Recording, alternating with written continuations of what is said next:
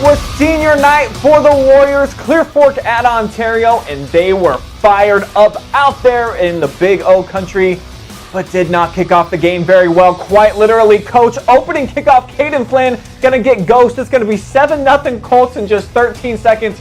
Not the start you want if you're going to try to take down an unbeaten. Wow, special team score, always a momentum swinger, and can really get your game going offensively and defensively for the Colts. Ontario would answer though. Noah Creed runs one in from 5 yards out. The ozone didn't even mind it was icy and they're cold out there. They are fired up, but this kid right here, number 2, would help lead a big stampede for the Colts. 46 unanswered points for Clear Fork. Trayvon Trammell, who went for a $143 on the ground, 86 in the receiving game, and 5 total scores would help run off, like I said, a ton of points for Clear Fork. Just too many weapons and just too much defense for this team right now. Right, too much speed, too many weapons. Trammell, both quarterbacks, they've got a lot going at Clear Fork right now, and I don't know if teams like Ontario or many other teams for that matter can slow them down. Colts are 8-0 for the second consecutive year, while the Warriors have now lost 4 in a row. Looks like they're going to be outside of the playoff picture as we get closer to Week 11. Shelby up by the league at Port Clinton. Whippets still with a good shot at making it to Week 11 if they could beat the Redskins in first quarter, looking pretty good. McGuire Albert, who was so good early on in the season for this team, scrambles for a big first down on a 3rd and long. And then it set up this. Uriah Schwemley from 1 yard out. It's 7-0 in favor of Shelby.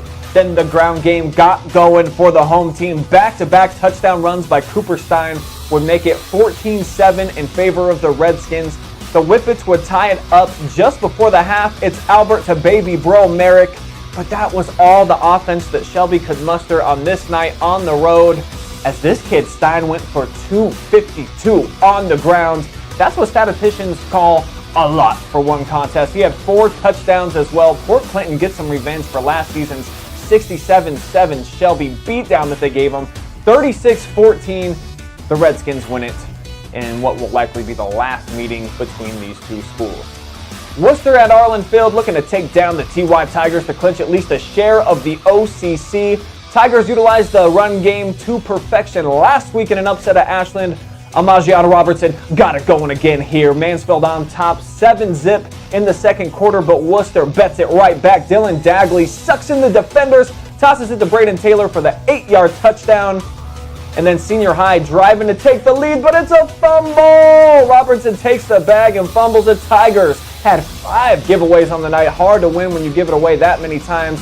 Third quarter now, Generals about to go on a big run. It's Dagley in for 6 points, 14-7 Worcester leads. Then later on, Dagley about to get loose for 50 plus, and he told me, Coach, this was a busted play, and he just took off. Sometimes players just make plays. Wow. Quarterback Dagley has looked like he's had great skill and speed all throughout the season. You just didn't think he would be able to show that against the Athletic Tigers, but he had a great game running and throwing the football last night. Now 21-7, and Taylor's all but gonna ice it. His second rushing play that ended with pay dirt. Generals went up 27-7 in the fourth, and here comes the Generals D to put the nail in the coffin. They picked off Cam Todd 3 times in the game. Worcester wins by 20. They get at least a share of the OCC crown, and they've had a ton of success. I've seen at Arlen Field. They've won 7 of 8 meetings since the OCC started with these 2 teams in it back in the 2002 season. Let's head across town now to StarTech Stadium on homecoming night for the Rams against visiting Mount Vernon. Jackets would sting the scoreboard first. Charlie Bonham with the grab, and he's going to fight his way in for 6, which the official signals right there. Sophomore Luke Hess had 3 nice grabs for 50 yards. He led the teams in tackle as well. Nice little slippery moves here. I'm told this is going to be the future of Madison football, that kid right there. But all those tricky Yellow Jackets who wear orange for some reason, can't really figure that out. Anyways, off the reverse, it's Andrew Martin powering into the red zone. Mount Vernon would score off that drive, then Wyatt Gregory smashes it into the end zone. Rams would be down a couple of scores, and Mount Vernon would run away with the victory. 41-6, the final score, 5th straight loss for Madison, but it was still a joyous night for the King and the Queen. Let's give a shout out real quick to the Rams royalty, Brooklyn Dill and Tyler Amos.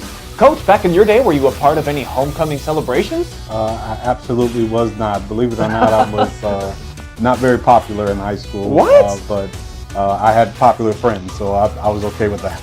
I got you. We're going to wrap things up with a wild one in Ashland. So much scoring. We got to get right to it, guys. Arrow senior quarterback Mitch Heilman had 3 first-half touchdown tosses, a 14-yarder to Parker Hinkle. Then he connected with Brennan Hunt, not once, but twice. One from 46 yards out, the other from 19. It's coming right here. That's a time. Ashland led 21-7 over Lexington at the break. Then the third quarter came, and the human freight train locked in the flow. Full steam ahead. Cade Stover is going to trim the deficit down to just a score here. And now his backfield mate, Caden Berry, going to jump on the gravy train as well. Destination Tuddyville for him. This is becoming quite the 1-2 punch, Coach, these two kids. Gaining some confidence and learning what their strengths are as an offense, it has meant everything to the Lex attack, and going into Ashland and playing well is a big thing for the Minutemen at this point in the season. It was all knotted up as we fast forward now. The Minutemen were up 1. Josh Aiello jumps the route. He takes it in for 6, but coming right back, Heilman drops another dime to Cade McQuaid. Ashland would get the 2. It's tied up.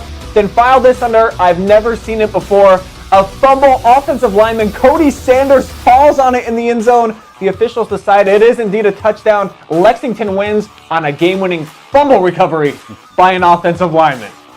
Unbelievable. Can't write these things.